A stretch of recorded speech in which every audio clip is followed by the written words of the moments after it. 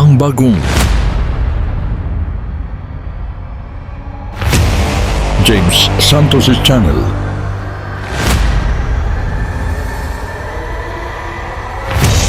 Bagong tema, bagong boses, may komentaryo. Ang pangangaral ni Brother Eli Soriano.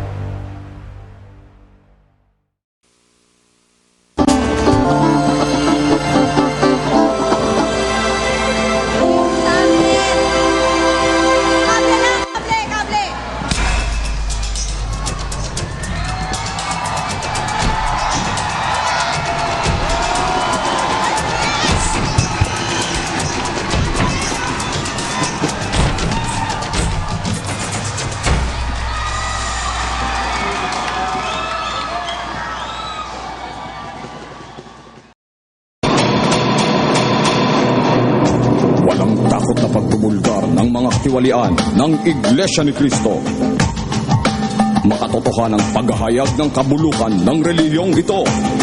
Mga aral sa loob ng Iglesia ni Cristo ni Manalo na wala sa Biblia, malapa laban sa Biblia. Na sila lang ang may karapatan, sila lang ang may karapatang manalangin, humingi at bigyan. Yan ay isang malaking kasinungalingan. Mahal namin kayo, hindi lang ninyo kami naunawa. Humanda kayo.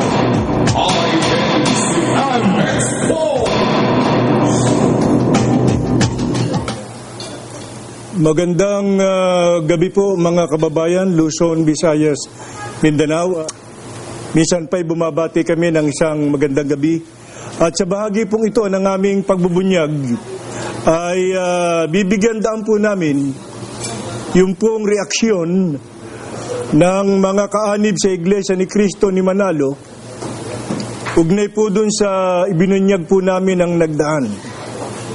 Na ito po'y may kinalaman, mga kababayan, doon po ba sa aming ibinunyag na ang tangi lamang may karapatan na bumasa at umunawa po sa Biblia ay ang kinikilalang sugo ng Iglesia ni Cristo ni Manalo at ang mga ministro sa Iglesia. At amin ding inilantad ang katotohanan na ang mga kaanib po sa Iglesia ni Cristo ni Manalo ay indirekta po na binabawalang magbasa ng Biblia. Yun po ang kanilang reaksyon. Hindi raw sila binabawalang magbasa ng Biblia. At yun ang gusto naming bigyan daan ngayon sa parting ito ng ating programa, INCM Expose, para amin pong tiyakin sa inyo na ipinahayag man namin na ang tanging may karapatan na umunawa, magbasa ng Biblia ay ang mga ministro sa Iglesia ni Cristo ni Manalo, yun po'y mula din sa pagtuturo nila. Hindi naman po sa aming galing yun kundi sila mismo ang nagpatunay niyan. Ano pong katunayan niyan, mga kababayan? Lalo na sa mga kaanib sa Iglesia ni Cristo na nakikinig po sa gabing ito. Kanino po ba nagmula yung pahayag na tanging mga ministro lamang ng Iglesia ni Cristo ni Manalo ang may karapatang bumasa at umunawa ng Biblia? Babasahin po namin sa inyo sa isang aklat na ang pamagat ay kasaysayan ng Iglesia na itinatag ni Kristo, na ito po ay inilathala mismo ng Iglesia ni Cristo ni Manalo. Ay ganito po ang ating mababasa sa pahina 166. Ang kabanata ay 29, ang Iglesia ni Cristo sa huling araw. Ikaapat na bahagi, ang mga aral na sinasampalatayanan ng Iglesia ni Cristo. Pansinin po ninyo, mga kababayan at mga kaanib sa Iglesia ni Cristo ni Manalo. Uulitin ko lang ang tanong, sino po? Sino po ang nagpatotoo na ang may karapatan lamang bumasa, umunawa ng Biblia, mga ministro lang sa Iglesia ni Cristo ni Manalo? Ito po ang nakasulat sa pahina 169 sa letra E. Pansinin po ninyo. sumasampalataya siya na ang may karapatan lamang na makaunawa at magturo ng dalisay na ebanghelyo ay ang mga taong sugo ng Diyos. Ito pong binasa po natin, mga kababayan, ay patotoo mismo ng Iglesia ni Cristo ni Manalo na sila po'y sumasampalataya na ang tangi daw may karapatan na makaunawa, magbasa ng Biblia, ito taong mga sugo ng Diyos. Sino po ba yung tinutukoy nilang mga taong sugo ng Diyos na may karapatang magbasa ng Biblia? Babasahin po natin sa kanilang pandoktrina. Ito po ay Serye 1977, sa pahina 19, leksyon bilang 8, at ang paksa po si kapatid na Felix Manalo, ang sugo ng Diyos sa huling araw. Babasahin po natin sa 8 bahagi ng tanong. Ano ang karapatan ni kapatid na Felix Manalo at ng mga ministro sa Iglesia ni Cristo sa pangangaral ng Ebanghelyo? Mapapansin po ninyo, mga kababayan, sa katanungan pa lamang meron na ipinakikitang karapatan. Si Ginoong Felix Manalo na kinikilala nilang sugo sa kanilang iglesia at yung mga ministro mismo. Kaya ang tanong ay ano raw ang karapatan? Ano nga ba ang karapatan? Basahin natin dito sa kanilang sagot. Hinulaan ang may hawak ng tatak at ang magtatatak at ang pagtatatak ay ang pangangaral ng Ebanghelyo. Ano raw yung karapatan, mga kababayan, nitong kanilang kinikilalang sugo na si Felix Manalo at ang mga ministro sa Iglesia ni Cristo? Ang sabi po nila, merong binabanggit silang may tatakanya, merong magtatatak, at ang pagtatak, pangangaral ng Ebanghelyo. Alin po ba yung tinutukoy nilang tatak? Napag-aralan po natin ang nagdaan yan Binabanggit po sa Efeso 1:13 hanggang 14, pangangaral ng Ebanghelyo. At ang magtatatak si Manalo, si Ginoong Felix Manalo at yung kanyang mga ministro sa pamamagitan nga ng pangangaral ng Ebanghelyo.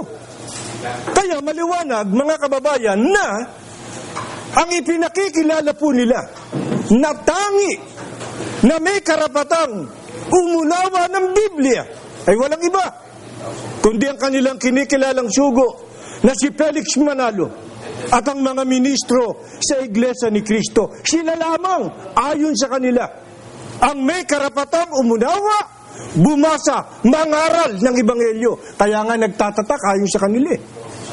Ngayon, ang katanungan po natin, mga kababayan, paano po yung mga tao na gustong bumasa, makaunawa ng Ebanghelyo, katulad ng mga kaanib mismo sa Iglesia ni Cristo?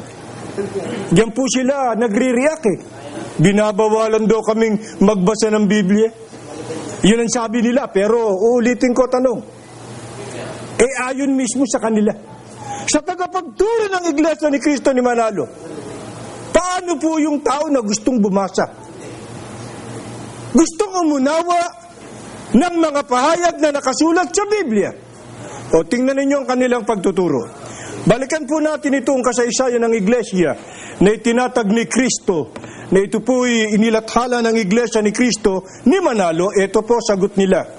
Pahina 169. Pansinin nyo't napakahalaga nito. Kaya, ang mga tao na nagsikap na ito'y matutuhan sa pamamagitan ng mga paaralan ng sanglibutan ay hindi nakarating sa pagkaalam ng katotohanan. Paano po yung tao? O maging yung mga kaanib sa Iglesia ni Cristo ni Manalo na gustong makaunawa, gustong bumasa ng Biblia, yan po ba'y kanilang mauunawaan? Napakaliwanag po ng pahayag nila.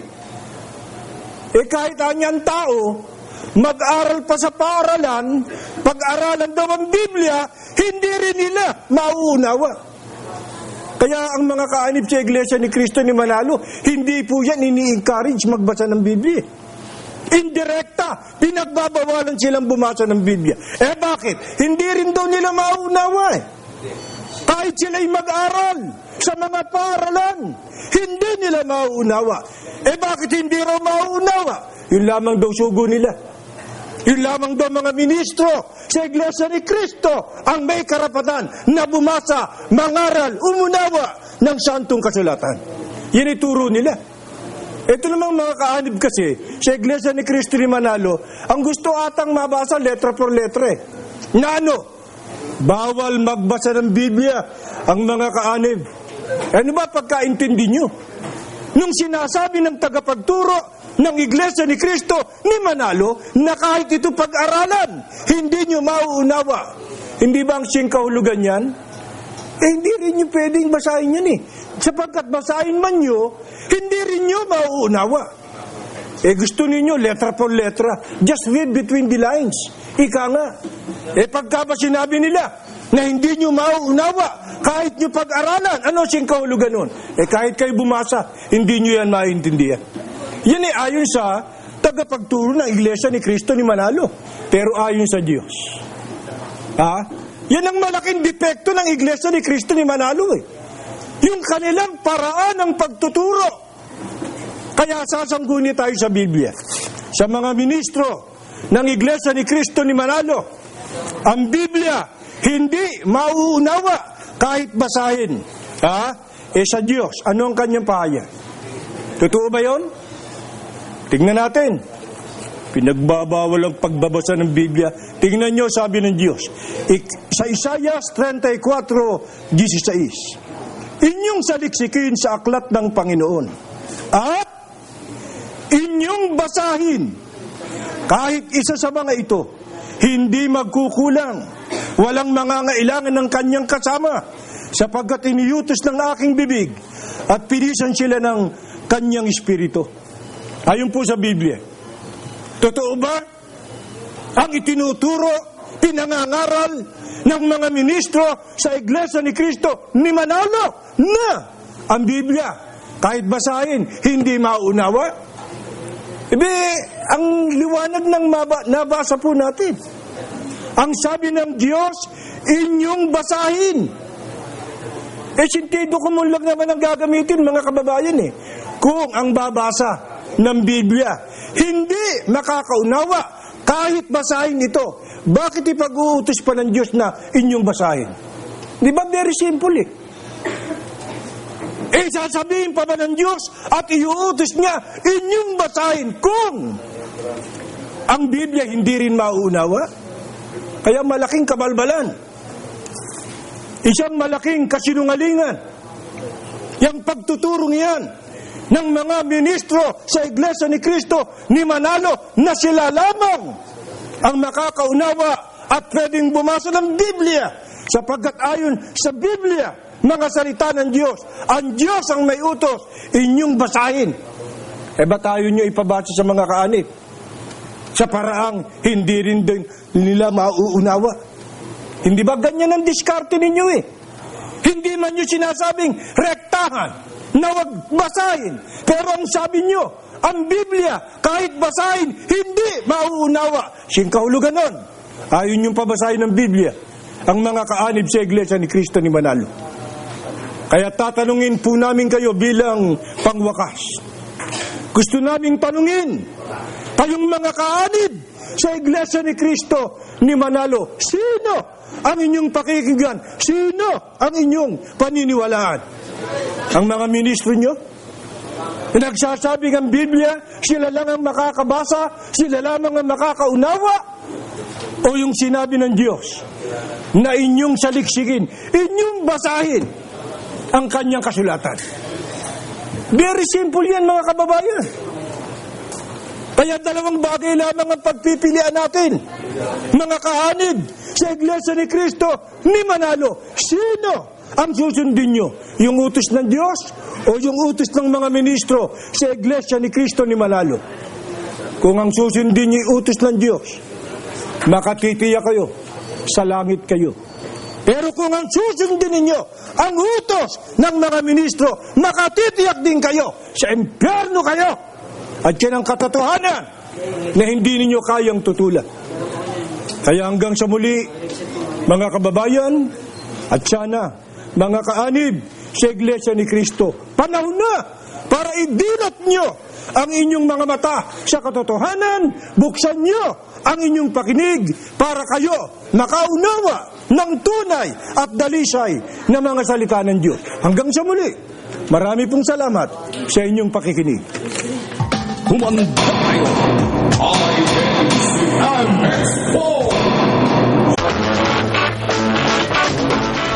Atin pong suriin ang bagay na ito, hingin natin ng isang masusing pagsusuri. Kailangan natin si Brother Eli. Brother Eli? Yes? Opo, atin pong ibig na maipaglingkod sa ating mga kababayan ang tunay na kalagayan po ng Panginoong Hesukristo. Dahil ito po hindi naman maikakaila ng Iglesia ni Cristo ni Manalo.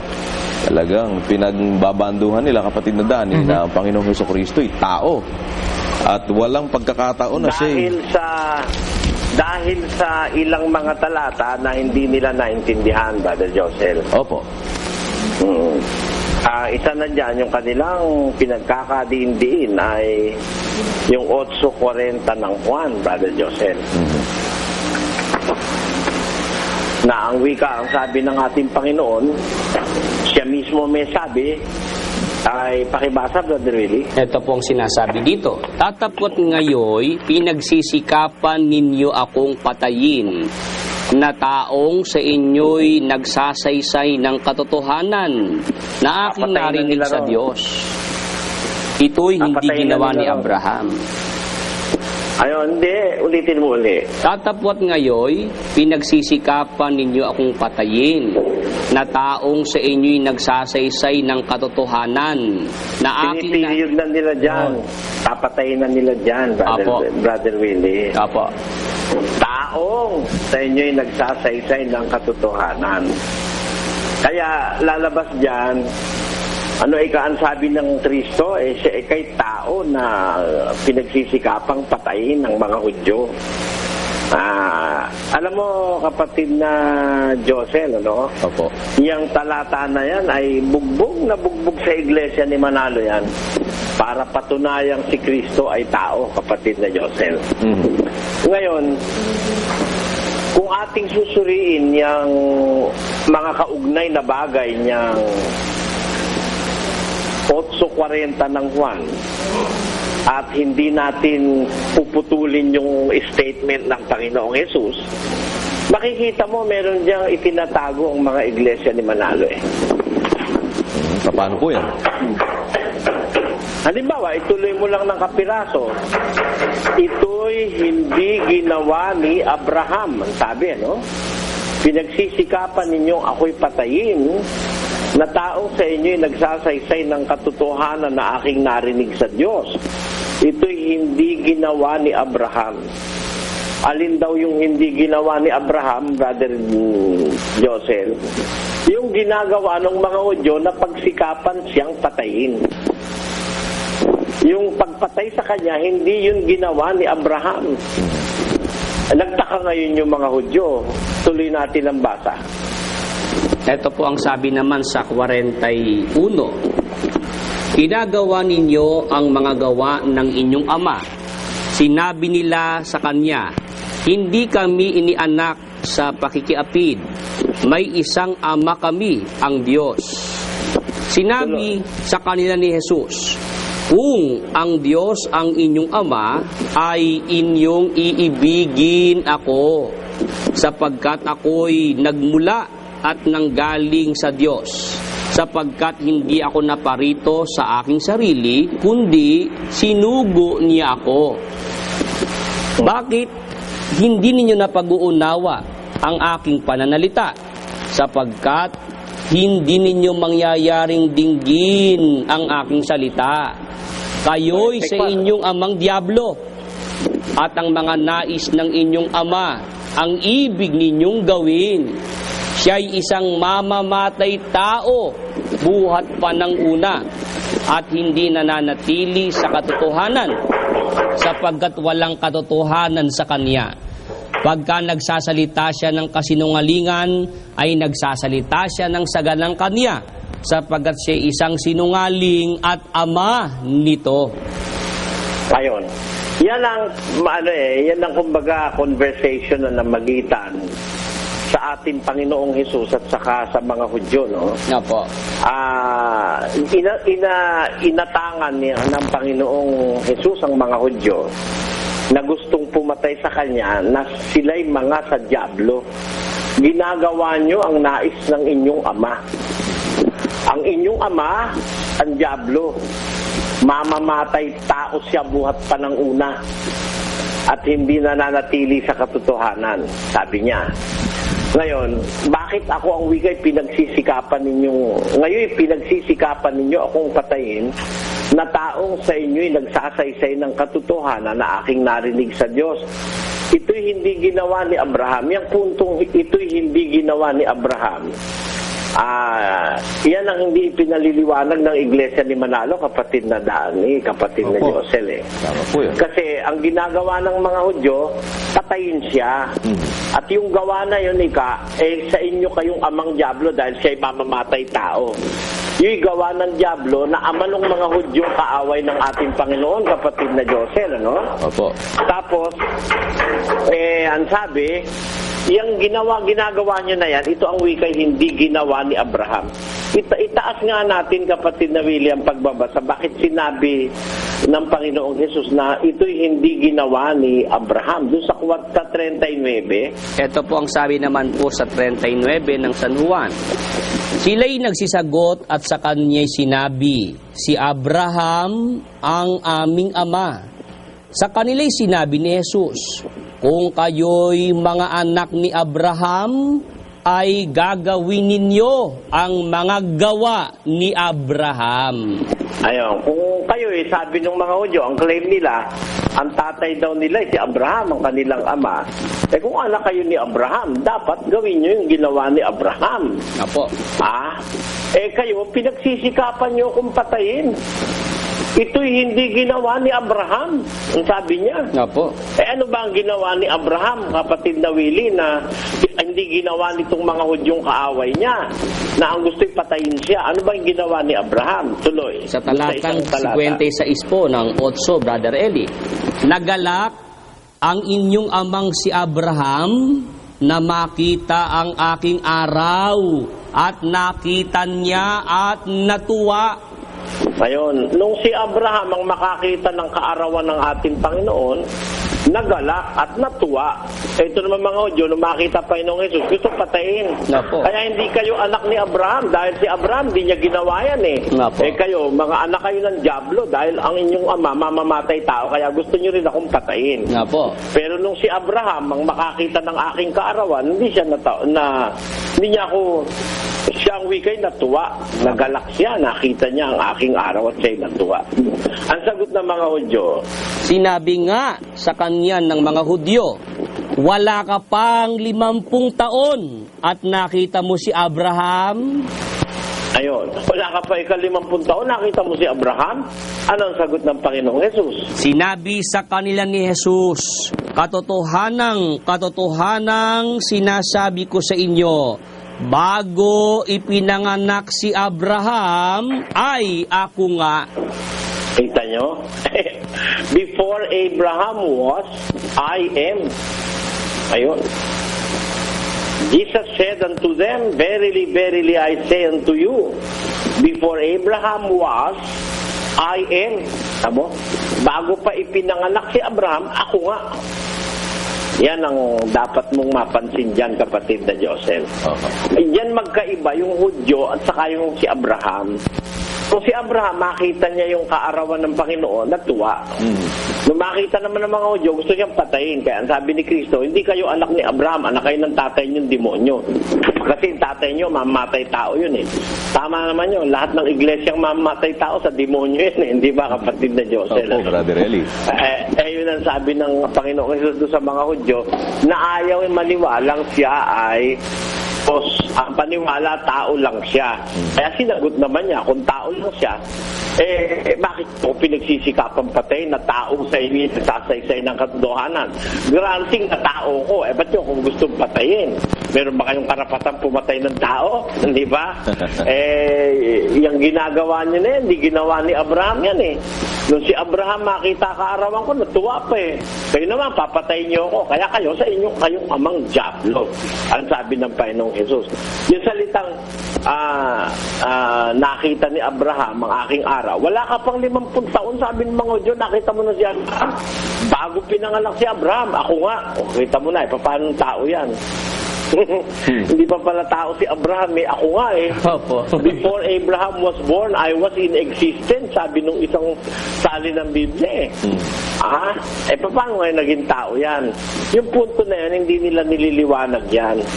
Yung salitang bago si Abraham, ako nga. Ibig sabihin, bago pa si Abraham ay naging tao at lumitaw sa mundo, siya na nga. Meron na siyang kalagayan, kapatid na Josel. At yan ang ating liwanagin ngayong gabi. Yan. Yung naintindihan ni Abraham na hindi naintindihan ng mga Hudyo at ng mga kamag-anak ng mga Hudyo ngayon ng mga iglesia ni Manalo. Yung hindi nila naintindihan.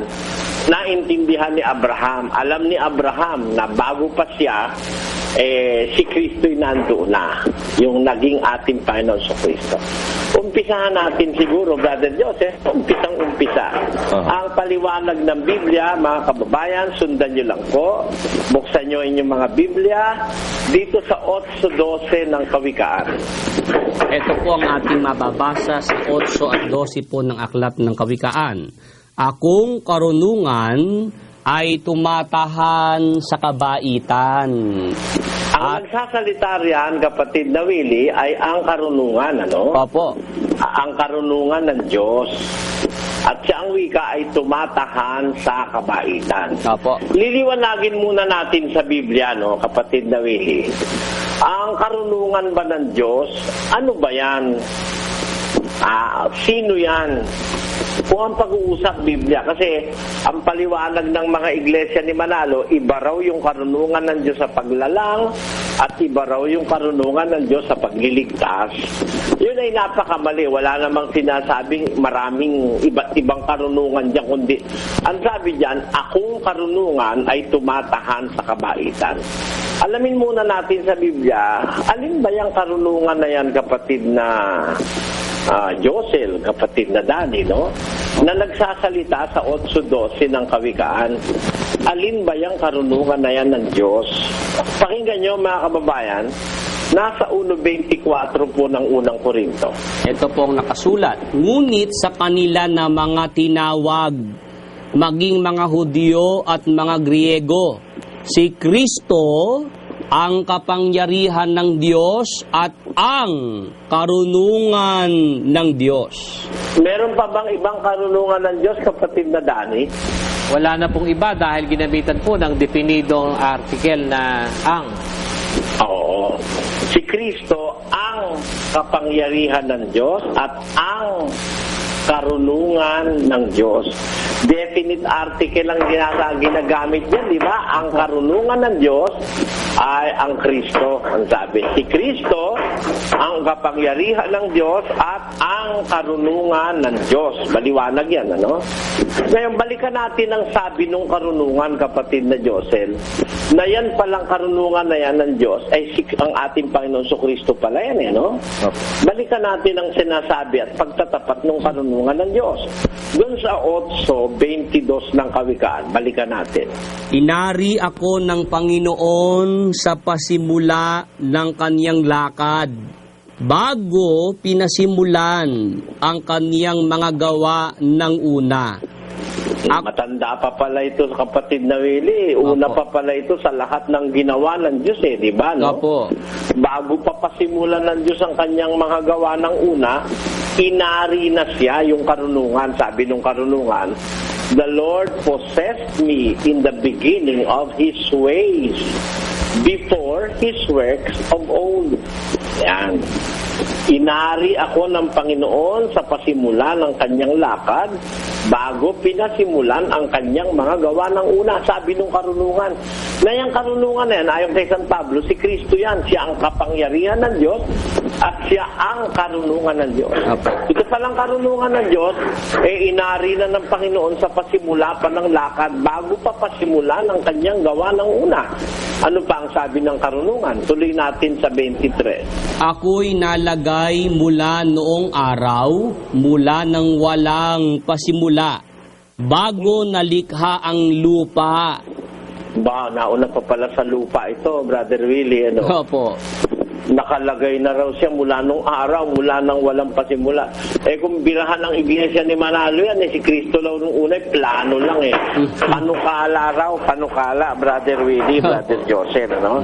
At wala pang existence, wala pang kalagayan. Hindi, nakalagay, karunungan siya noon Nasa kalagayan siya noon ng karunungan ng Diyos. Yung karunungan, bago pa lumalang ang Diyos, inari na ng Diyos. Nalagay na, I was set up from everlasting, from the beginning or ever the earth was. Ayan. Wala pang lupa. Ando na yan, ano? Tapos tuloy natin. Ako'y nailabas nang wala pang mga kalaliman, nang wala pang mga bukal na sagana ng tubig. Bago ang mga bundok ay nalagay, bago ang mga burol ay ako'y nailabas. Samantalang hindi pa niya nililikha ang lupa, ni ang mga parang man, ni ang pasimulaman ng alabok ng sanglibutan, ng kaniyang itatag ang langit, nandoon ako. Nang siya maglagay ng balantok sa balat ng kalaliman, nang kanyang pagtibayin ang langit sa itaas, nang maging matibay ang mga bukal ng kalaliman, nang bigyan niya ang dagat ng kanyang hangganan, upang wag salangsangin ng tubig ang kanyang utos, nang kanyang iayos ang mga patibayan ng lupa, nasa sipingan niya ako. May kalagayan na ba yan, Brother Willie? Meron na po, Brother Eli Paano namang makakalagay sa siping ng Diyos kung... Paano mo namang pwede sabihin, nandun na sa siping kung wala pang kalagayan, no? Parang yung anak ni Brad Willie, wala pa yung anak niya kapag sinabi ni Brad Willie ngayon, ay kasiping ko yung anak ko medyo may diferensya si Brother Willie, Brother Joseph, no? Oo nga po. Wala pa naman siyang anak dahil pinakikibalitaan ko kung yung misis niya naglilihin na hindi pa raw yata, wala pa siyang anak, ano? Wala pa. Kung yun sabihin ni Brother Willie, nasa siping ko na yung anak ko, medyo may diferensya, Brother Willie, no? Ang ibig ko sabihin, yung karunungan, hindi naman magsasalita ng palpak yan Ang iglesia lang ni Manalo naman ang maraming palpak di ba? Pero yung karunungan ng Diyos, hindi pwedeng palpakan sa sasabihin yan. Sabi nung karunungan ng Diyos, nang iayos niya ang patibayan ng lupa, nasa siping niya ako. Ando na, may karagayan sabi nung karunungan. Ulitin nga, basahin ko ulit sa English, Nakasulat dito sa English, the Lord possessed me at the beginning of His ways, before His works of old. I was set up from everlasting, from the beginning, or ever the earth was. When there were no depths I was brought forth, when there were no fountains abounding with water. Before the mountains were settled, before the hills was I brought forth. While as yet He had not made the earth, nor the fields, nor the highest part of the dust of the world. When He prepared the heavens, I was there. Pabiro mo yun, Nung ginagawa pala ng Diyos yung langit, nandun na siya, Brother Joseph. Opo, malinaw I was there. I was there. Ginagamitan pa ng past tense, I was there. Paano mo nga sasabihin tao yan, When He prepared the heavens, I was there. When He set a compass upon the face of the depth, when He established the clouds above, when He strengthened the fountains of the deep, when he gave to the sea his decree that the water should not pass his commandment, when he appointed the foundations of the earth, then I was by him, as one brought up with him, and I was daily his delight, rejoicing always before him. Nakita natin, mga kapatid, no? Ang liwanag niyan eh. Wala pa pala yung creation, Brother Joseph. At the beginning of the Lord's way, magkasama na sila nung karunungan. Na itong karunungan ito, ayon sa paliwanag ni San Pablo, Brother Joseph, ito pala ang ating Panginoong Jesucristo. Ito yung nagkatawan tao, Brother Joseph. Ang katunayan, isa pang talata, dun sa unang Korinto, 2:6 hanggang 8. Alam mo, kung babasahin lang ng mga iglesia ni Manalo yung Biblia, matutuklasan nila yan eh. Pakinggan mo. Ito po ang nakasulat. Gayunman ay nangagsasalita kami ng karunungan sa mga may gulang, bagaman hindi ng karunungan ng sanglibutang ito o ng mga may kapangyarihan sa sanglibutang ito, na ang mga ito'y nangauuwi sa wala, kundi sinasalita namin ang karunungan ng Diyos sa hiwaga. Yaong karunungan.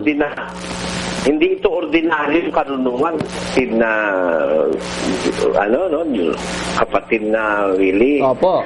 Sinasalita ang wika namin ang karunungan ng Diyos sa hiwaga. Aling karunungan ito? Yaong karunungan na itinalaga ng Diyos bago nilalang ang mga sanglibutan sa ikaluluwalhati natin. Ito palang karunungan ito, bago pa inilalang ang mga sanlibutan, itinalaga na ito ng Diyos. Opo. This was ordained by God before the foundation of the world. Ano? Alin ito, kapatid na Willie? Tuloy natin. Na hindi na pagkilala ng sino mang pinuno sa sanglibutang ito, sapagkat kung nakilala sana nila ay di ipinako sa krus ang Panginoon ng kalwalhatian. Tamo, kung nakilala ang wika nila, hindi ipinako sa krus ang Panginoon ng kalwalhatian. Liwanag yun, kapatid na Willie, no? Opo. Yung karunungang tinutulog niya, yung karunungang itinalaga bago pa nilalang ang mga sanlibutan. Ito hindi nakilala ang wika ng sino mang pinuno ng sanlibutan ito. Kasama na si Manalo ron, di ba? Hindi nakilala yung karunungan na yun ng sino mang pinuno ng sanlibutan, sapagkat kung nakilala sana nila, ay hindi nila ipinako sa krus ang Panginoon ng kalwalhatian. Sino ba yung pinako sa krus? Hindi ba si Kristo, Brother Joseph? Opo, Brother Ed. Di siya yung karunungan na hindi nakilala, di ba? Tama yan. Ang katunayan, ito pa, isang pangeba na yung karunungan. Ito yung nasa 11:49 ng aklat ni Lucas, kapatid na Willie. Opo, ang sabi po'y ganito kaya nga sinasabi naman ng karunungan ng Diyos. Aba, yung palang karunungan ng Diyos, talaga nagsasalita. May kalagayan talaga, Brother Joseph, di ba, no? Opo. Nagsasalita. Ano sabi nung karunungan ng Diyos? Magsusugo ako sa kanila ng mga propeta at mga apostol, at ilan sa kanila ay kanilang papatayin at pag-uusigin.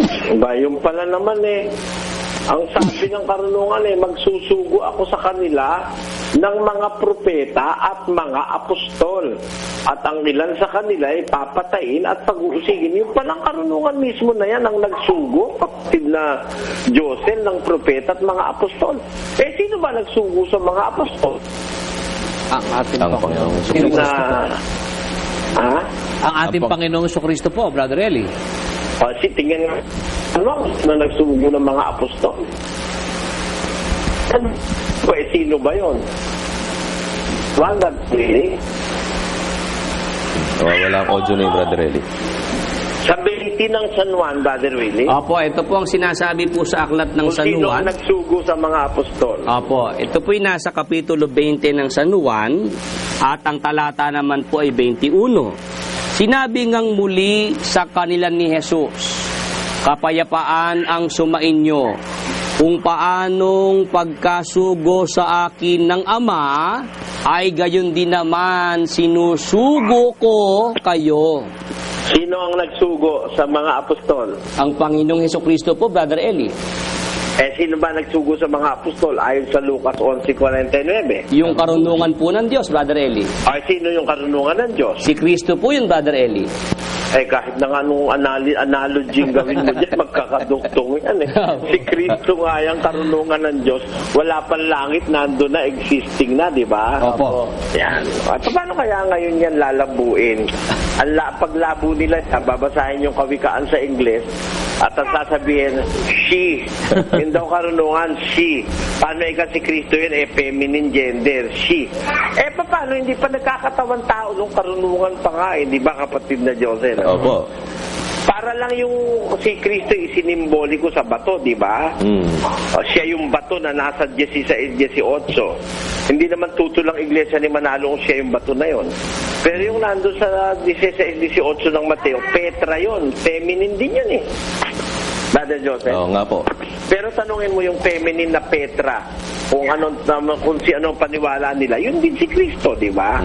Kaya yung mga tao na yan, ang alam niya, lady imbudo eh. Ano po ibig niyo sabihin doon? Namimili lang sila nung gusto nilang piliin. Ang kanila pang imbudo, baliktad. Tanong mo sa akin bakit? Bakit po? Sinasala yung langaw, yung lamok, hindi nilulunok yung kamelyo eh. Nakakita ng ganung imbudo. Hindi ba? Baliktad na imbudo yan eh. Nakakalusot yung malalakit, yung maliliit eh. Hindi, di ba? Baliktad, yun. Kaya alam mo, kung Biblia pag-uusapan, ayan, tinanggal na naman yung sa cable, Brother Joseph, tinanggalan na naman kami dito. Nako. Pagka tinatalakay na natin itong iglesyang ito, talagang nawawala na kami sa cable dito. Yun po ang pangkaraniwan. Yan ang mahirap na laban sa atin. Tanggal na naman kami sa cable. Okay. Brother Joseph, hanggang dyan muna siguro. Kayo naman muna, wala yung cable eh. Nako. Oho, ayan, at sayang at maganda ito, kapatid na Dani, ano? Dahil ako'y naririnig ko rin kahit pa paano yung mga pangangatiwiran po nila pagdating dito sa kalagayan ng Panginoon Jesucristo. Meron pa nga meron pa nga mga pangangatwiran sila na kagaya nung wala naman anya sinabi ang Panginoong Jesucristo na siya Diyos eh. Sa ganun papiloso pong tanong, kapatid na Diyos, lang maisasagot po natin dyan. Wala din naman sinabi niyang hindi siya Diyos. Ganun yun, kapatid na Josel. Sa ganun, kung parang piloso pong usapan, wala din pong mababasa sa Biblia na sinabi niyang hindi siya Diyos. Ang nababasa, pinaliwanag sa atin ni Brother Eli, ay siya ay kinilala na tao nung mga taong galit na galit sa kanya. Kaya nga nagtataka, wala ka pang 50 taon eh. Nakita mo si Abraham. Nagtanong ngayon yung mga galit sa kanya, wala ka pang 50 taon? Sumagot ang Panginoong Jesus doon sa binasa natin kanina, bago ipinanganak si Abraham, ako nga. Nandun siya sa Ingles, lalong maliwanag doon, nandoroon ako. At kung ang pupuntahan nga natin, papatulan natin yung parang yung sistema nila, kabularan na pagpapabor ng mas maganda, pupuntahan. Kung babasahin nga natin sa magandang balita, Bibliang paborito ng Iglesia ni Cristo, mas klarong ang ating Panginoong Jesucristo Diyos doon, kapatid na Joseph. Lalo na siguro, kapatid na Willie, doon sa Filipos, ano? Hello. Brother Eli? Hello, Brother Danny. Opo, Brother Eli. Ang totoo kung babasahin mo yung paborito nilang Biblia na magandang balita na madalas nilang lundagan pagkagipit na sila, no? Opo. Kaliwanag na si Kristo Diyos doon sa Filipos 2:6. Ilagay nyo sa screen yung magandang balita Biblia, yung Filipos 2:6. Ito po ang sabi po sa 2:6 po ng Filipos sa magandang balita Biblia. Nabagamat siya'y Diyos, sabi po rito, nabagamat siya'y Diyos, hindi nagpilit na manatiling kapantay ng Diyos. Bagkus, hinubad niya ang lahat ng katangian ng pagka-Diyos, nagkatawang tao at namuhay na isang alipin. Kita mo na, yan ba? O, paano ngayon yan tamang daan nyo? Hindi ba yung kanilang tamang daan dyan yan laki kinuha sa magandang balita Biblia, di ba? Opo. Kung hindi pa nagsalin ng Katoliko ng Biblia, wala silang makukuha pamagat ng programa nila, di ba? Really? Opo, Brother Josel. Oo. Yung nakalagay sa screen, hindi yan yung magandang balita na salin, Brother Josel. Palagay nyo sa screen yung magandang Apo. balita mismo. Eto, Ang liwanag doon, diretso na siya Diyos di ba?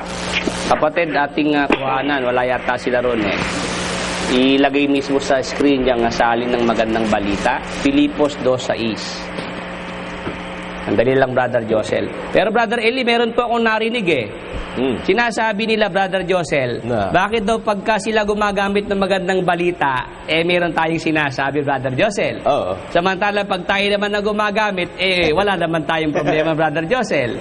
Aba, hindi. Kaya lang naman natin ginagamit yung magandang balita para patunayan sa kanilang palpak sila, no? Apo. Hindi para patunayan ng ating pananampalataya, no? Apo. Dahil ang ating pananampalataya, kahit anong Biblia gamitin natin, mapapatunayan natin, Brother Joseph. Apo, saka, Brother Eli, Halimbawa, ang pangalan ng iglesia ng Diyos, kahit saan Biblia, napabasa natin yun, Brother Joseph, di Apo. ba? Opo yan. Sila, walang mabasang iglesia ni Onalo, iglesia ni Cristo singular, pag hindi pupunta ng Lamsa, di ba? Kaya lang tayo gumagamit ng magandang balita para isampal sa kanila yung katotohanan ng ginagamit nilang magandang balita. Ang nagsasabi na si Kristo'y Diyos, na pinipili lang nila ang kukunin nila yung papabor sa kanila. Pag hindi papabor, di nila babasahin yan Apo. O kailan?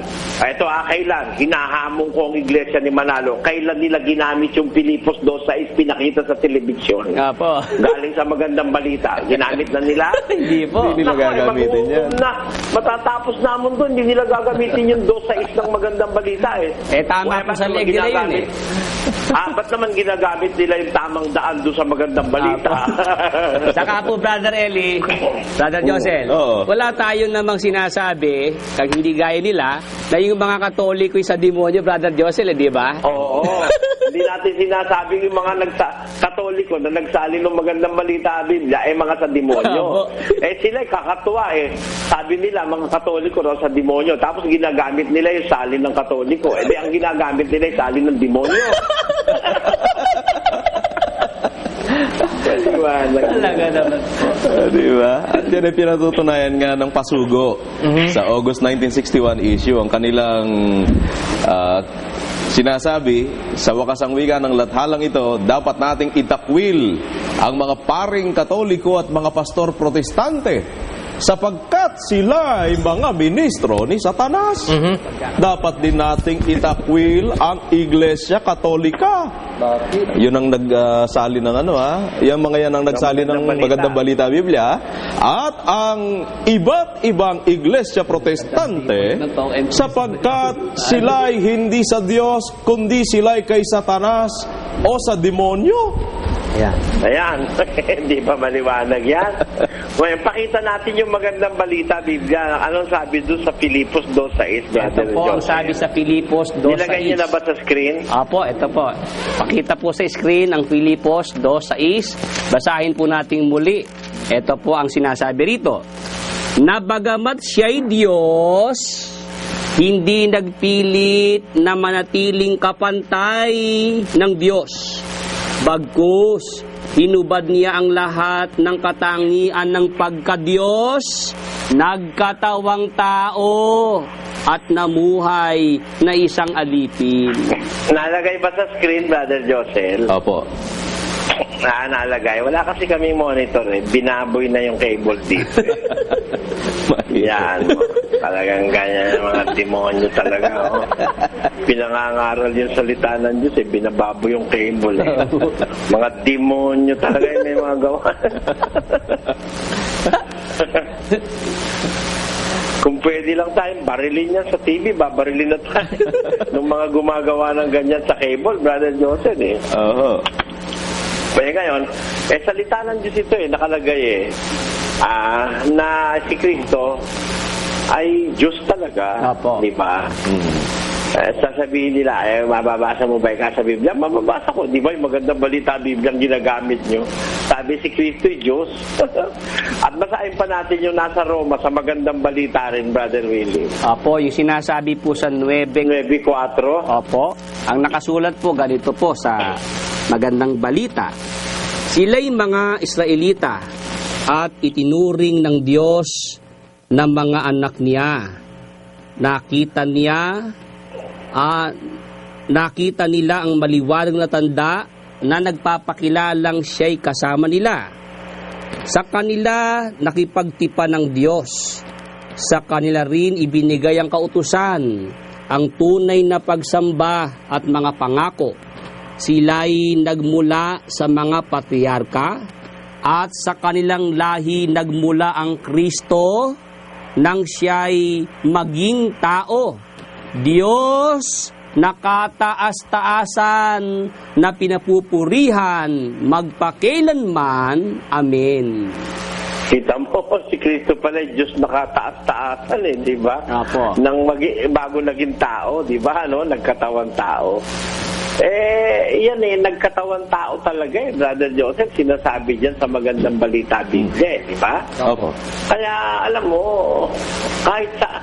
kaya ako napapagsuma-suma ko na, hindi talaga lalaban ng diskusyon ng Iglesia ni Manalo Hindi nga po. Sa television. Hindi nga po. Sa television, hindi pwede. Kasi sa television, hindi pwedeng interrupted yan Brother Joseph sa plaza, pwede interruption pwede bastusan dyan sa plaza di ba?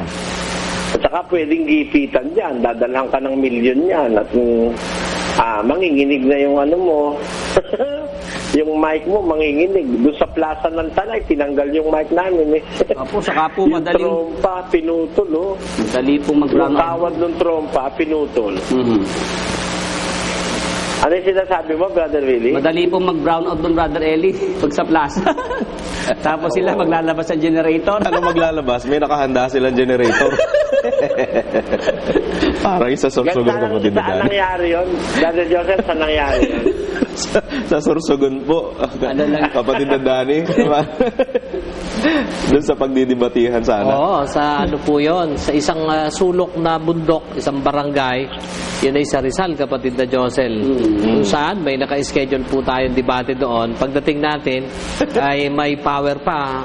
Pagkababa natin, wala ng power. Nakahanda na yung kanilang generator na ubod ng laki. Pati yung entablado nilang lagpas tao, na yun namang atin ay pantay bukong-bukong. Na sila rin ang gumawa. Oo. Kaya ganyan po yan. Dyan pa lang sa mga puntong yan. Totoo ito. Talaga namang pagdating sa kalagayan ng Panginoong Jesucristo, hirap na hirap sila dyan, kapatid na Dani. Hindi nila ilalaban ng debate po yan, lalo kay Brother Eli sa TV. Naku po. Sagad-sagaran ng kahihiyang aabutin itong mga ito. Kaya nga po hindi natuloy yung debate doon, di kapatid na Josel, doon sa Sorsogon, dahil ang kondisyon nating hinihingi ay isang Biblia na lang ang gamitin, once and for all, isang Biblia lamang po ang gagamitin, hindi sila lalaban. Pinamimili naman natin sila, alin Biblia ang gusto mong gamitin, Lamsa or King James or Magandang Balita. Ayaw nila dahil gusto nilang gamitin lahat ng aklat na dala nila. Isang truck yata yung kanilang aklat na dala doon. May nakita pa ako doong Bowax Lawson, kapatid na Josel Kaya yun po ang isang dahilan kung bakit hindi sila makaharap kay Brother Eli ng debate. Hindi nila kayang patunayan sa isang Biblia o isang salin ng Biblia yung kanilang pananampalataya. Kaya nga, paano ipaliliwanag ng Iglesia ni Cristo ngayon na ang ginagamit mong pangalan ng programa mong Ang Tamang Daan ay kinuha mo lang naman pala ay sa versyon na salin ng mga sa demonyo ayon sa kanila. Mabigat-bigat yan, kapatid na Josel. Salamat na lamang po at mayroong mga Iglesia ni Cristong miyembro rin, kapatid na Josel, na nakakaintindi na talaga yung nagparating sa atin ng kanila, marami yon, mga taga-Angeles, Pampanga, na ibig nga po nila, Brother Eling, iparating sa inyo. Payag ang kanila pong gusto, talaga ikang sa TV ang maganda. Dahil sa maraming terorista ngayon, hindi natin hawak at kontrolado ang panahon. Opo. Brother Dani. Ako man, sabi ko nung araw, di ba, maganda sa Lunete. Wala pa kasing terrorism na masyado noon. Kasi, saka hindi naman sila hinahamong ko noon eh. Yung mga iba-ibang pastor. Hindi sila kasali noon dahil kabisado ko sila eh, Brother Danny. Totoo po. Miski yung kanilang abogado umaamin na magdadala raw sila ng milyon-milyon para daw ako wag makapagsalita ng masamang salita laban sa kanila. Ibig sabihin, tatakutin tayo. Dami nung Ganun nga po yun. diba? Hindi na dadaanin doon sa argumento na dapat katuwiran lang ang mamayani, kundi doon na sa ganong parang magpapakita ng lakas na dahil sa maraming membro. Nakatutuwa lang po, Brother Eli, itong mga ilang membro ng Iglesia ni Cristo sa Angeles, Pampanga ay dismayado daw po dahil yun ang kanilang inaasahan. Lalaban sila, kapatid na Josel, ng debate sa telebisyon. Kaya lang, nang dumating yung sulat galing daw sa Central, ang sabi raw ay kahit sa plaza, lalawanan talaga natin yan kahit sa plaza ng Apalit. Naintindihan ng mga miyembro nila sa Angeles na, ba't ganon? Ano ang pagkakaiba ng sasabihin, kung totoo tayo, anong pagkakaiba nung sasabihin sa plaza at sasabihin sa telebisyon? Kaya dismayado sila at ang dinig nga po natin, baka sila ay mag-isip na mas maghanap-hanap ng mas magandang tahanan na pagtitiwalaan at isang pastor na handa silang ipagtanggol alisunod doon sa hinihingi ng pangangailangan, kapatid na Josel. Hindi yung sa plaza dahil magdadala ng miyembro. Hindi ganon. Kaya binabati po natin ng isang magandang gabi. Salamat na naiintindihan niyo po ang ibig tukuyin ng panig na ito at ni Brother Eli Soriano. Maganda. Sa atas lang naman ng pagmamahal sa kapwa, yung ating kapatid na Danny, no? Totoo. Ayaw nating may masaktan kahit na yung kapatid natin, kahit hindi natin kapatid. Kasi alam namang may namamagitan sa ating paglalaban ng katwiran eh. Pwedeng samantalahin yan ng terorista para guluhin yung diskusyon, di ba? Kung sa plaza. Pwede yan.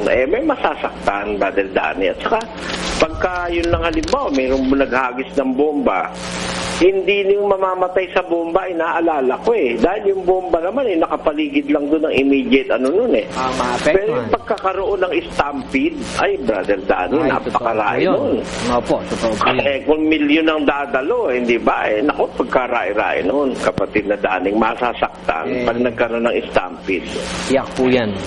Kaya lang sa isang pastor po at mga kangaral na walang iniintindi kundi yung personal lamang niyang kapritsyo sa buhay, hindi po iintindihin nyo na kung may madidisgrasya ba. Hindi ba, kapatid na Josel, gaya ni Brother Eli? Yun.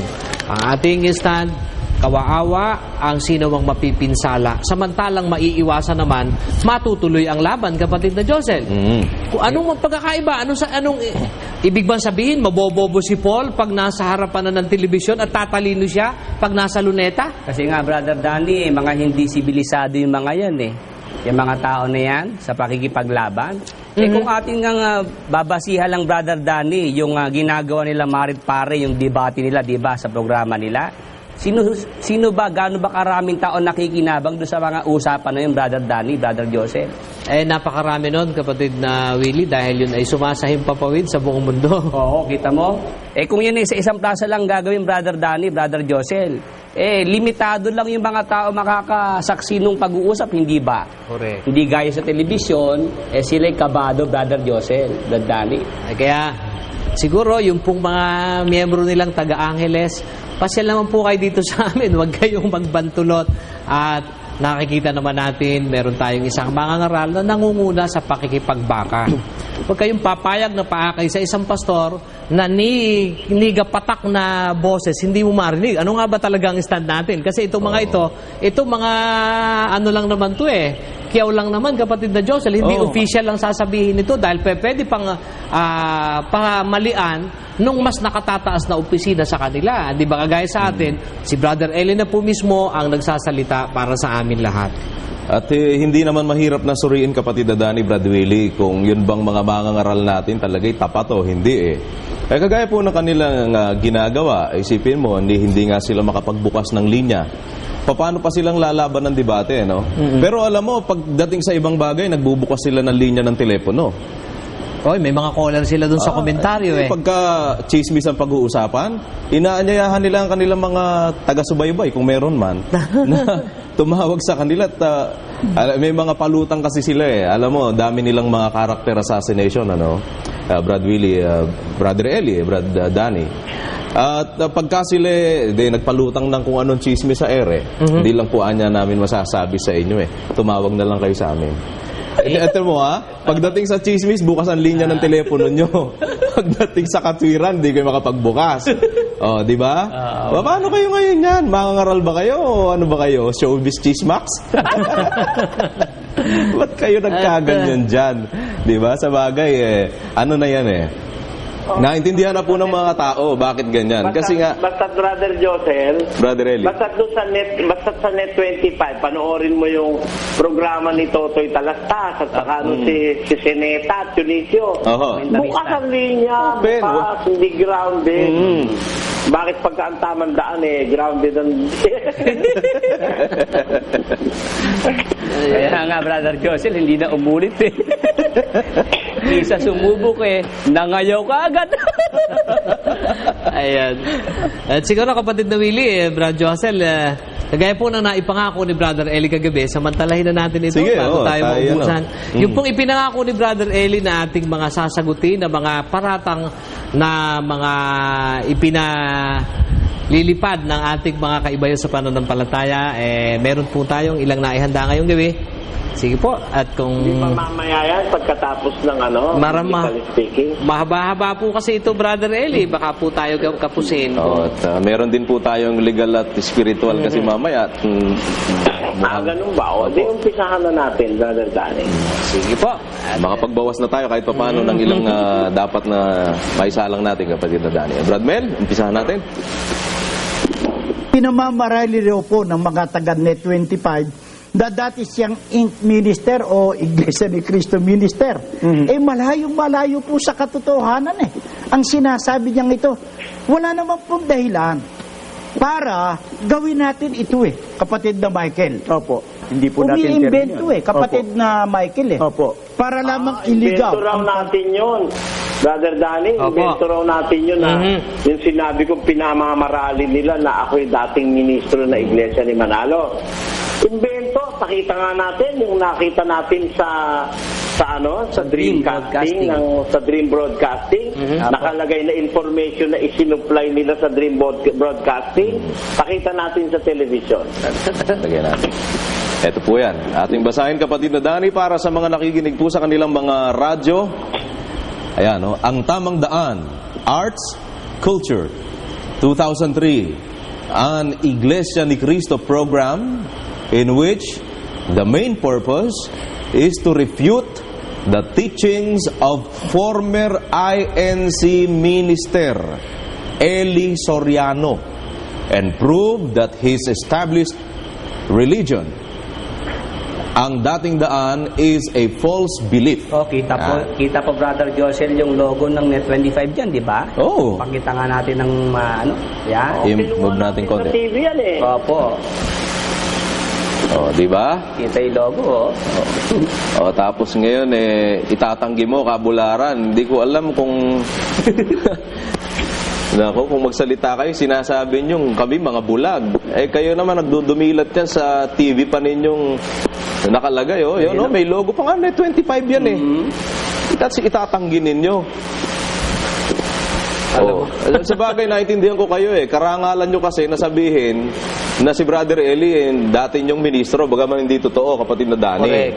Pero alam mo dyan sa sinabi ni Kabularan, isang bagay na nakatutuwa na sa unang pagkakataon ay ipinahayag niya on the air na si Brother Eli hindi nga nila naging ministro. Dahil diyan, dahil yan isang chismis na sa buong mundo pinalalagaan. Totoo po yan, Brother Eli. Dating ministro, hiniwalag ako. Diba? Ngayon, kinaklaro ni Kabularan, hindi raw totoo yan. At kinumpirma naman po Brother Eli ni Michael dun sa susunod niyang pahayag. Pakita natin. Ito po yun. Sige, maikil lang na mabuti, Brad Danny. Talaga ito yung nagkakakontsaba sa kasinungalingan nila di ba? Sige, ito, parinig natin ang sagot naman ni Michael. Michael eh. Opo. Para lamang iligaw ang pansin ng mga tao. Isipin mo na ipinamamarali daw ng mga taga Net25 na siya dating ministro. At mga kababayan, ang batayan po nitong puno na nagpapakilalan Diyos sa pagsasabing di umano ay sinabi raw namin at kiniklaim namin na siya ay dating ministro sa Iglesia ni Cristo. Hearsay. Wala po siyang batayan. Ano raw, hearsay? Hearsay daw po. Akala ko hearsay eh. Yan ang naniminta sa atin pagka magkakastila tayo medyo konting na mali. Totoo po yan. Siya rin naman pala, English pa lang eh, hearsay. Naku naman mga tao yayabang kasi, yayabang. Hearsay. Akala ko hearsay. Ang batayan ko raw hearsay. Hindi hearsay yun. Meron yung clipping, Brother Joseph, no? Nakuna natin yon sa Dream Broadcasting na isinupply nilang informasyon na ako di umano'y former Inc. Minister. Yan. Yan ang kanilang sabi. Hindi tayo may invento niyan. Nakuha natin yan, itinape natin yan, Brother Joseph. From Dream Broadcasting. Tanggihan nila sa Dream Broadcasting, di ba? Tanggihan nila. Opo. Itinape ko yung aming conversation sa Dream Broadcasting, nakatape eh. Tinanong ko, sino ba nagsusupply niyang information na yan? Di po ang Net25 sabi. Huli. Ayan. Yan ang dapat maintindihan. At yan hindi hearsay, Michael. Hindi hearsay yan. Hindi mo pwedeng sabihin, kapatid na Diyos, na why ka evidence. May evidence. May priba.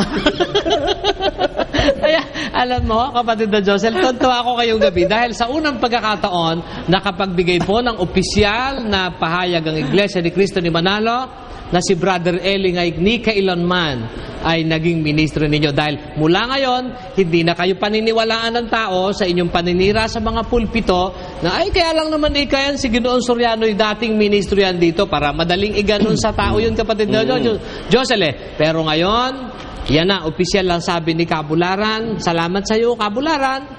Pinatunayan mong hindi nga naging ministro si Brother Eli Soriano ng inyong iglesia. Sabi ni Brother Eli, never kailanman. Opo. At yan po, Brother Danny, ay kinumpirma ni Michael. Dahil daw po yan sa hearsay. Ayan. Sabi ko sa iyo uli-uli huwag kayo mamimintas at bumabalik kasi sa inyo Kahit anong galaw ngayon ni Kabularan, laglag siya dahil sa ito nga, hearsay, at ito namang isa yata ay curly tops. O ano ba to? Ito yan. Kaya Buti yan. na yan, Brother Danny. Wala na sila magogoya. Oo, wala nang magugoya. Dahil nagpahayag na po ng opisyal si Kabularan. Hindi na makakagoya. Basta kami nililinaw lang namin Huwag mo kayo paparatangan na kami nag-imbento dyan. Kayo may imbento nga At yung imbento ninyo na si Brother Eli isang dating ministro ng Iglesia ni Manalo. At ngayon nire-refute nyo yung kanyang mga pangangaral sa TV, sa programang Ang Dating Daan. At kaya nyo ginagawa yan dahil sabi nyo kailangan patunayan nyo na mali si Brother Eli Soriano sa kanyang paniniwala, kaya meron kayong Ang Tamang Daan. Na ang program description, Brad Danny, an Iglesia ni Cristo program. Correct. In which the main purpose Ang is to paunahin refute layunin ay tutulan the teachings of former INC minister ang mga Eliseo katuruan ng dating ministro ng Iglesia ni Cristo sa ngalan ni Brother Eli Soriano. At patunayan na yung kanya daw establisadong relihiyon na ang dating daan ay isang maling pananampalataya. Di ba? Ayan po. Isang putok, dalawang ibon. Ayan. So, klaro yun. Yung ibang bagay naman, tingnan po ninyo ang kanilang mga pagmamali pa. Para lalo po niyong mapansin mga kababayan na ibang-iba ang sinasabi nitong mga manggagawa ng puno na nagpapakilalang Diyos kaysa paninindigan ng puno na nagpapakilalang Diyos. Pagsunurin po natin at tingnan ninyo kung paano po nagsuwagan itong mga mag-amo. Sabi ng Diyos, yung utos niya, huwag mong daragdagan, huwag mong babawasan. Wala ho sa Biblia bawal mag-asawa. Wala ho yun. Huwag kang humanap ng asawa. Bawal ba o hindi? Bawal. Sa mga kapatid, yung pagbabawal ng pag-aasawa, kapatid na tani, hindi sa atin ang galing yun. Sa Diyos galing yun eh. Wala ho sa Biblia bawal mag-asawa. Wala ho yun. Huwag kang humanap ng asawa. Bawal ba o hindi? Bawal. Wala ho sa Biblia bawal mag-asawa. Wala ho yun. Huwag kang humanap ng asawa. Bawal ba o hindi? Bawal. Yan, dyan sa punto na yan, Brother Danny, ano? Opo. Tingnan mo, halata mong manluloko yung gumagawa niyan, Brother Danny. Opo. Kasi pinagduduktong yung dalawang bagay na hindi naman talaga dapat pagduktungin. Totoo po yun. Una, ang tinatalakay ko, yung tinanong ng tao na bakit daw yung mga tao, mga pare, bawal mag-asawa. Pinaliwanag ko na hindi utos ng Diyos yun. Utos lang ng Iglesia Katolika yun. Sapagkat sa Biblia, walang bawal ang mag-asawa. Ano tinutukoy ko? Yung mga pare at saka yung mga madre, di ba? Yung dalagat binata, hindi bawal na mag-asawa yun eh. Kaya idinugtong yung usapan yun ni kapatid na Resti na ang pinanggalingan ay yung natatali ka ba sa asawa, huwag mong pagsikapang makakalag. Kung ba'y kalag sa asawa, huwag kang humanap ng asawa, hindi bawal palang mag-asawa. Kanino? Sa dalagat binata ba? Doon sa humiwalay sa asawa, di ba, Brother Danny? Nabuhay pa Mabuti, naman. basahin natin. Sabi po sa aklat ng unang Korinto sa 7 at 27, ito po ang mababasa. Natatali ka ba sa asawa? Huwag mong pagsikapang ikaw ay makakalag. Ikaw bagay kalag sa asawa? Huwag kang humanap ng asawa. Ayon, saan bawal mag-asawa, kapatid na Danny?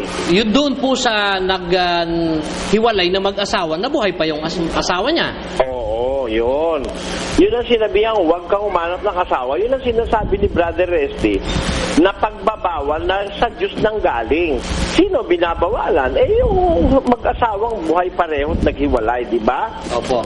Ang sinasabi ko naman, iba namang kaso yun na sabi ko, wala sa Biblia yung bawal ang pag-aasawa. At tinutukoy ko, din yung mga pari na hindi nag-aasawa, hindi naman bawal yun, di ba, Brother Danny? Totoo po yun. Yun, kaya pinagdudugtong nila yan para palitawin sa tao, magkakakontra tayo. Hindi sila paniniwalaan ng mga taong mulat ang isip, nagising. Maaari, yung mga miyembrong pinagluluko nila, maniwala sa kanila, no? Pero miyembro man nila at nakukunin yung premise ng pag-uusap, hindi nila mapapaniwala na yun ay magkakontra eh. Kasi ang isa, ang tinutukoy dun sa isa, yung hindi pinagbabawalan, yung mga walang obligasyon, di ba? Hindi pinagbabawalang mag-asawa yun. Pero yung may asawa na at nagkaanak na tapos naghiwala, yun ang pinagbabawalan ng Diyos mag-asawa, di ba, Brother Danny? Yan ang pandaraya nitong mga taong ito. Talagang makapal din ang sikmura nung gumagawa ng mga tape-tape na yun na pinagdudugtong-dugtong. Alam naman nilang hindi naman dapat pagdugtungin, di ba? Totoo po yun. Kapal ng pagmumukha at sikmura nung gumagawa nun. At yun nga pong ipinakikita nilang video na yun, kapatid na Johnson, na parang nakayuko ako. Yung pong kanilang ipinarinig na yun na boses, broadcast po yun sa radyo, hindi sa TV yun yan, masasabi natin na talagang hindi ito sumusunod dun sa rules ng etiketa ng radyo dahil sa iba yung radyo, iba yung sa broadcast. Walang etiketa yan kahit kapiraso. Pati suot niyan, walang etiketa Ganun. Ngayon, yan ang dahilan. Isang dahilan niya kaya hindi sila pwedeng humarap kay Brother Eli sa debate sa TV. Kasi yung mga pinag-chop-chop nila na yan, kung ipe-play nila sa harapan yan, booking na booking yung mga yan Kasi kapatid na Josel, sa harapan, mauobliga silang i-play yan ng buo Lilitaw ngayon. Samantalang kung doon sa talagang ang format ay paninira, kaya mong gawin ang gusto mong gawin. Kahit kapra-kaprasong pagdugtong-dugtungin mo, okay yun. Pero sa diskusyon po, kailangan mong ilitaw yung kabuuan. Ano nga ba yung konteksto nung sinasabi ni Brother Eli? Kaya doon ay mabubuking sila at kaya hindi sila papayag doon sa ganun. Sige. Tuloy tayo.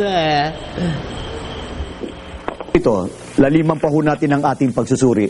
Meron ho bang isa sa mga kautusan ng Panginoon Diyos na nasa Biblia na mabuti pero minamasama nung taong baliktad ang isip? Meron po.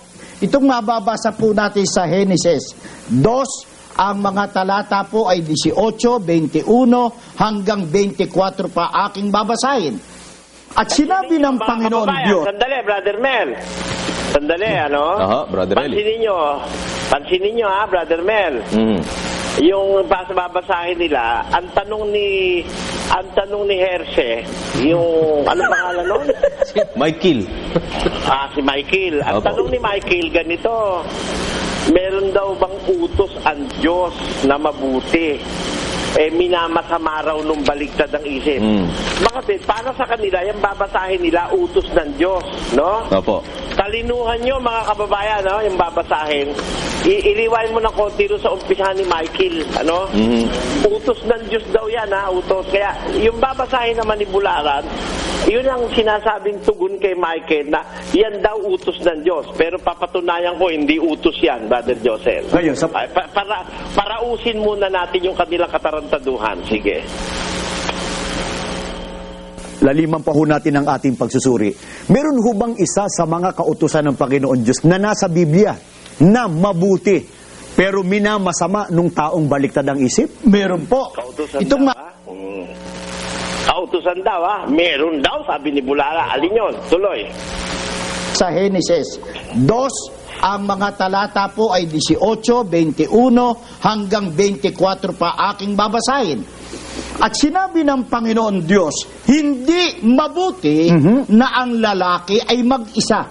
Ang masamaan niya, yung lalaki, mag-isa. Opo. Tinawa ha? Tinawa, kundi mandaraya yan si Bularan. Ang nabasa, hindi mabuti na ang lalaki ay mag-isa. Ay sabi, masamaan niya ang lalaki mag-isa. Yun ang pagmamali, Brother Joseph eh. Malinaw po yun. Ang nakabasa, hindi mabuti na ang lalaki mag-isa. Yun ang nasusulat. Ilalalang ko siya ng katulong niya. Alam mo, sabi ni Bularan, masamaan niya ang lalaki mag-isa. Tinan mo, ligaw na. Si Kristo mag-isa eh, hindi naman nag-asawa eh. Lalabas masama si Kristo. Opo. At masama yung ginawa ni Kristo. Pag si Bularan ng mag-a-analyze, di ba no? Ganun nga po. I-rewind natin uli, mapansin ng ating mga kababayan. At kung nagustuhan ninyo ang napanood ninyong video, please like, subscribe, share, and comment. At maraming salamat sa mga sumusuporta sa pamamagitan ng GCash. At marami pa kayong mapapanood na hindi pa na-upload sa internet. Maraming salamat sa panonood.